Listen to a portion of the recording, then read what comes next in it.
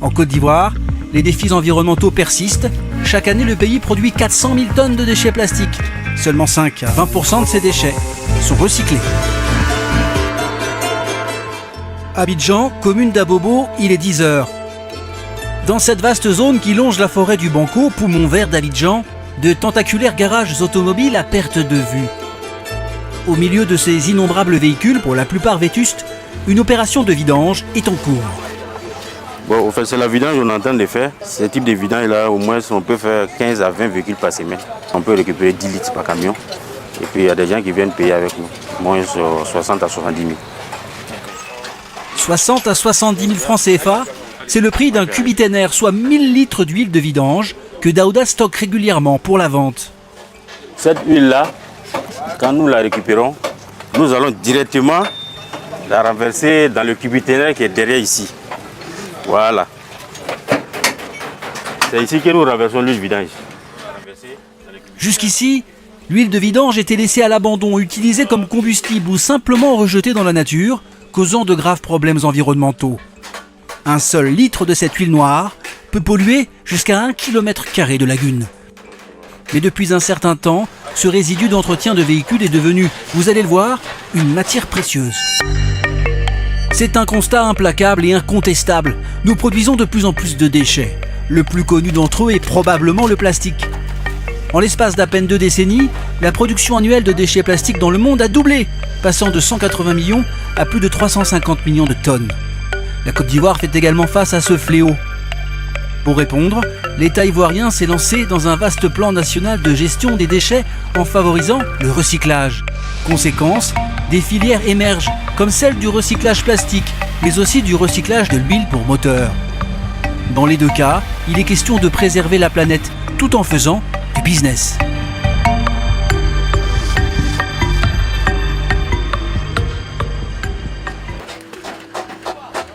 Aujourd'hui, c'est à bord de ce camion que ce responsable de la collecte sillonne les garages pour se procurer son nouvel or noir. Bonjour. Pardon, Dao. Bonjour, bonjour. Pardon, Dao. Ouais. Bonjour. Pardon, j'ai porté le gant là. Ouais. Bon, tu m'avais appelé pour dire que mon truc là est rempli là. Oui, c'est bien, c'est rempli. Ah. Donc, allez vérifier pour voir. Oui.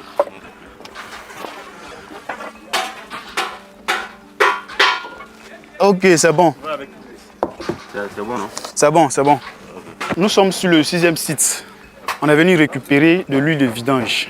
On va faire le transvasement pour aller acheminer ça vers l'usine. C'est grâce à cette pompe à eau que se fera cette opération. C'est bon, tu peux allumer le moteur.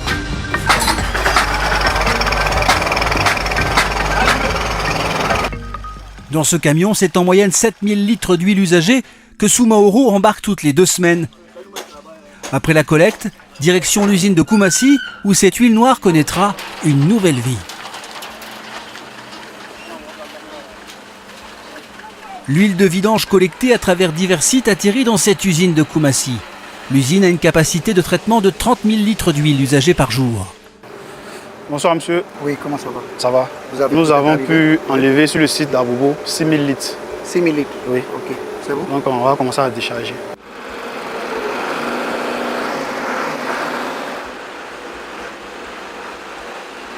Ici, l'huile noire subira un traitement intensif en plusieurs étapes pour être réutilisable. On vient de recevoir une huile. Il faut dire qu'elle n'est pas vraiment de qualité, il y a beaucoup d'eau dedans. Et quand c'est comme ça, on fait une première décantation.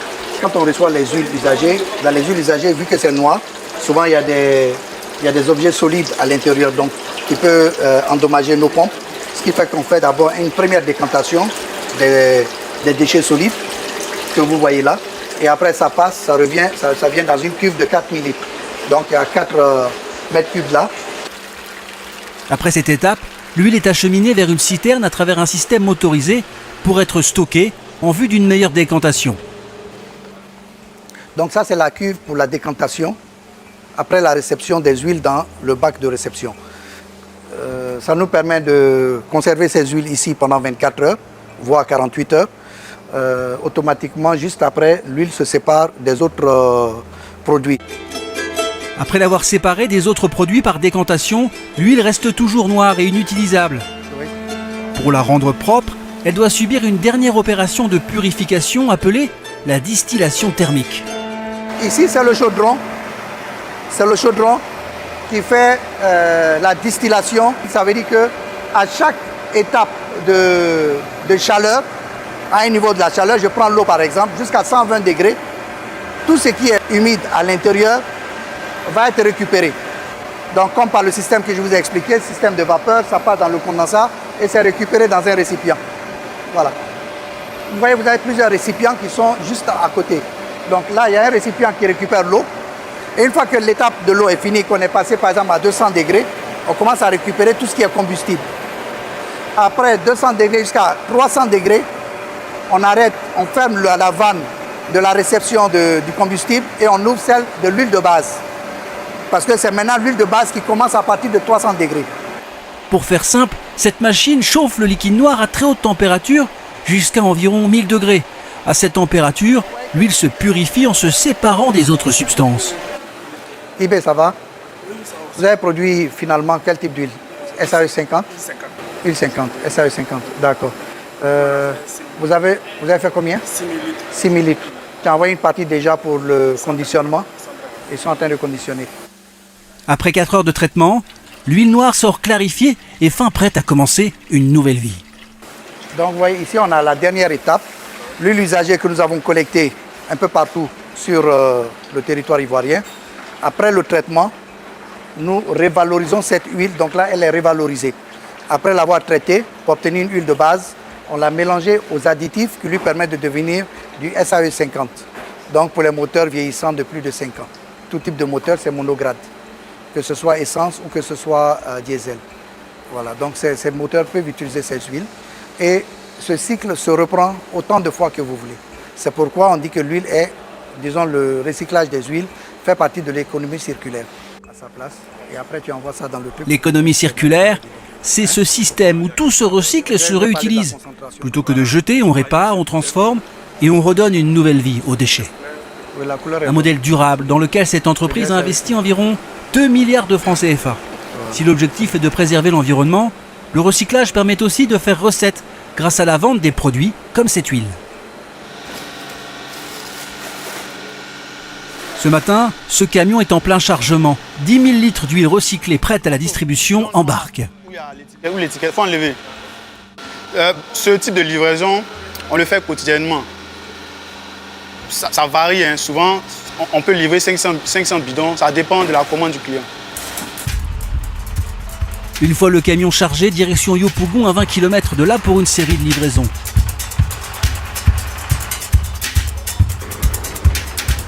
Monsieur Innocent. Ouais, monsieur Soro. Bonjour. Bonjour, Comment ça va? On a envoyé tes huiles là. D'accord. Tu as quel bien? Oui, tu avais demandé 15, non? Oui, 15 bidons. Nous sommes sur la 9e commande de la journée. Nous avons livré 9 commandes, nous sommes sur la dernière. Donc là, on vient livrer 15 bidons du dernier client. Je prends cette huile, ça fait presque 2 ans. Huile Tiger, que je travaille avec eux, c'est de bonne huile. Que je passe à la rigueur. Chaque semaine, j'ai une commande avec eux. Chaque semaine, j'ai une commande avec eux. Jusqu'à 50 bidons par semaine parfois.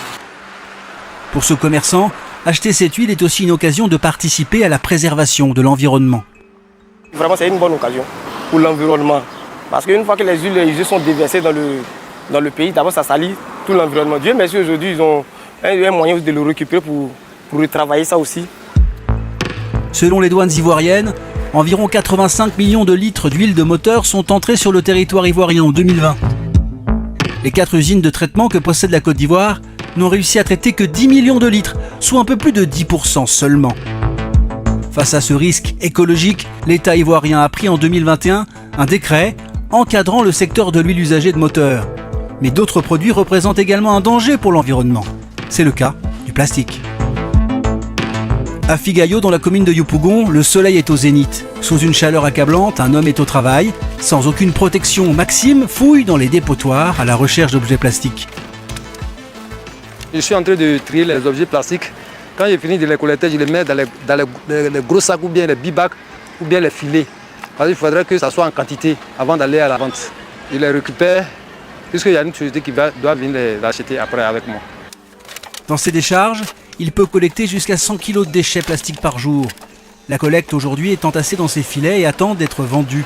Comme tous les jours, ce véhicule passe récupérer la collecte journalière de Maxime.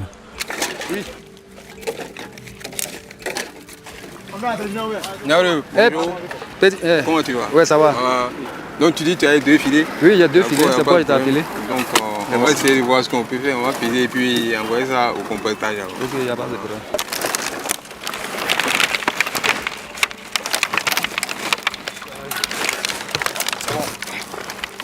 Un kilogramme de ces déchets est vendu à 60 francs CFA. Ce qui vient de peser là, ça fait 60 kg. 60 kg, ça me revient à 3600. 3600, c'est le travail de la journée. Je pense que c'est beaucoup. Bon, depuis que cette structure est créée, en tout cas, je suis plus concentré sur le bidon, parce que ça me rapporte beaucoup. C'est une matière même qui existe même. Donc ça fait qu'en tout cas, je m'amuse pas avec ça. Une matière abondante, car la ville d'Abidjan produit elle seule plus de 280 tonnes de déchets plastiques par jour, soit l'équivalent de 3 avions de ligne au maximum de leur capacité. En 2013, la Côte d'Ivoire s'était pourtant lancée dans la lutte contre la pollution en interdisant le sachet plastique. Et certaines entreprises se sont lancées dans le tri sélectif et le recyclage de ces déchets. C'est le cas de Recyplast.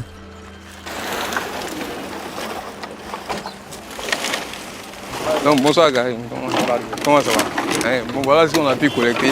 Et le 4e voyage, donc on va essayer de décharger maintenant. Les déchets collectés arrivent d'abord ici dans ce centre de tri pour un premier traitement. Ici c'est un centre de tri et de compactage. On réunit ici tout ce qu'on collecte au cours de la journée pour pouvoir les trier. Trier pour enlever tout ce qui n'est pas conforme. Et également les déchets qui sont recyclables, les mettre à côté pour pouvoir les reconduire vers de nouveaux circuits de recyclage. Et nous on récupère le PET, ces bidons-là. C'est ce qui nous intéresse. Donc c'est ce que nous on récupère. On fait le tri également par couleur pour ensuite faire des balles. Et c'est ces balles-là qui sont acheminées vers l'usine pour faciliter le recyclage au niveau de l'usine. Parce que ces balles-là, ce qu'on fait ici, qui est appelé tri, c'est en quelque sorte un pré-traitement pour faciliter à l'usine le recyclage. Et aussi également faciliter le transport, donc ça réduit les volumes. Une fois compactées, ces balles de plastique sont envoyées à l'usine où se fera le recyclage. Comme tous les matins, ce camion ramène les balles déjà compactées au centre de tri.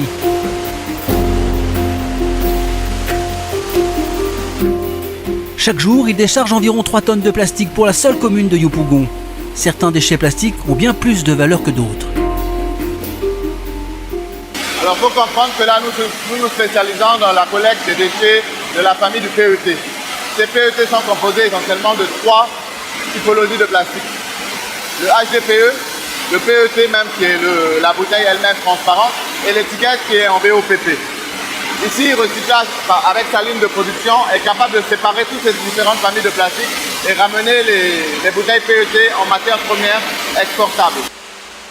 Obtenir ces copeaux de plastique suit un processus bien rodé que le chef d'entreprise connaît par cœur.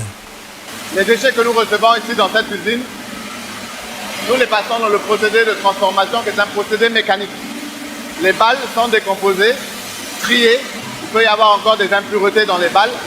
Ensuite passe par la ligne de production qui enlève les étiquettes, qui broie, qui fait le premier lavage, le deuxième lavage, qui le fait un lavage à chaud, séchage, jusqu'à la fin retrouver un produit fini qui est ces paillettes.